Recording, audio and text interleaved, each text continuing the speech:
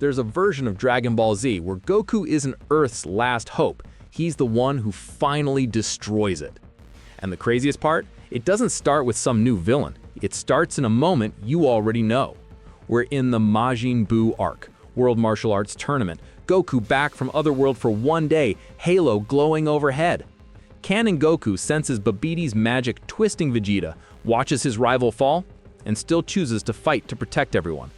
But imagine Babidi reading something darker, deeper than Vegeta's pride. Imagine his magic brushing against the battle high inside Goku. Remember, this is post-Cell Goku. 7 years in the afterlife, training with dead legends, drifting further from normal human attachment. He jokes about staying dead, about Earth not needing him. Underneath the goofiness is a warrior who only feels alive fighting. In this timeline, when Goku powers up to Super Saiyan 2 against Vegeta, that spike of excitement is what Babidi grabs. Babidi's eyes widen inside the ship. So that's Son Goku's true heart. His spell twists, targeting the happiest, loudest ki. Goku freezes midair, aura crackling, pupils shaking. For once, he isn't resisting out of fear. He's curious how far it goes. The M burns into his forehead, not with agony, but with an almost relieved exhale. Vegeta stares, whispering, "Kakarot, you too?" Inside his mind, two voices clash, the dad who promised Gohan peace and the Saiyan raised on stories of conquest and glory. Babidi amplifies the second voice. No rules, no holding back, no screaming crowds to worry about, just you and power, forever. Goku smiles, but it isn't the dumb, friendly grin. It's the one we saw against Frieza right before he stopped caring. Down in the stands, Videl feels his ki twist, colder than Cell's. Gohan's grasses slip as he whispers, "Dad?" Majin Goku doesn't blast the arena yet. That would be merciful. He just vanishes, instant transmission, dragging Vegeta somewhere hopeless. They reappear over a lifeless desert instead of the rocky wasteland. No mountains, no lakes, nowhere to redirect a single stray blast. Goku finally says what he's always buried. "You wanted the real fight, Vegeta, so did I. Why pretend otherwise?" And here's where it gets crazy. For the first time, Vegeta feels like the smaller Saiyan, the one with less darkness. Because, unlike canon, this Goku isn't protecting Earth during their clash. He's decided the planet is just collateral for their truth. Their first clash shatters the desert. Not just locks, but air itself bending as Super Saiyan 2 auras collide violently. Vegeta's hits land, but you can feel it. Goku isn't matching him anymore. He's playing with his rival. Babidi screams with delight, sensing their battle pumping obscene energy into Buu's shell, the cocoon throbbing like a heartbeat under the ship.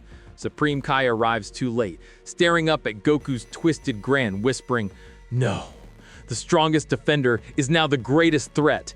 Here's the tiny difference that destroys everything. Canon Goku holds back for others. Majin Goku holds back for his own amusement. Vegeta, bleeding, finally understands. So that's it, Kakarot. You never cared about being a hero, only about the fight. Instead of blasting Goku, he laughs, broken, because the thing he sold his soul for, Goku handed away with a smile. Down below, Gohan tries to power up, anger flaring, but Goku's ki slams him down like gravity itself turned against family. "Stay out of this, Gohan!" Goku doesn't even look at him. "You wanted peace. Let me show you its price." Babidi realizes he stumbled onto something better than Majin Vegeta. He offers Goku the universe as a battlefield, if Earth becomes the example. And Goku accepts. Not because he's brainwashed beyond recognition, but because the offer lines up perfectly with his buried Saiyan instinct. Remember how he chose to fight Cell at full power, risking everything just to see a perfect battle? Amplify that selfishness by 10. He flies into the upper atmosphere, looking down at the blue planet he died twice to save, now just a training weight. Chi-Chi screams his name from the Sun House, feeling his ki rise beyond anything from the Saiyan, Frieza, or Cell sagas. Piccolo knows exactly what's coming. He's seen that look in King Piccolo's eyes in his own once, that contempt for fragile worlds.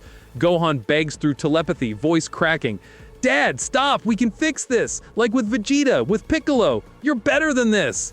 For a second, the M flickers. Then Goku whispers back, almost gentle, "I'm not better, Gohan. I'm just finally honest." He cups his hands, that familiar stance that once meant salvation. This time, the Kamehameha isn't aimed at a villain, it's the planet. From space, you'd see a pillar of blue swallow the world, oceans vaporizing, continents cracking, cities blinking out like distant, unimportant lights. In canon, Boo turned Earth into candy. Cell threatened it for sport. Here, the symbol of hope erases it for self-indulgence.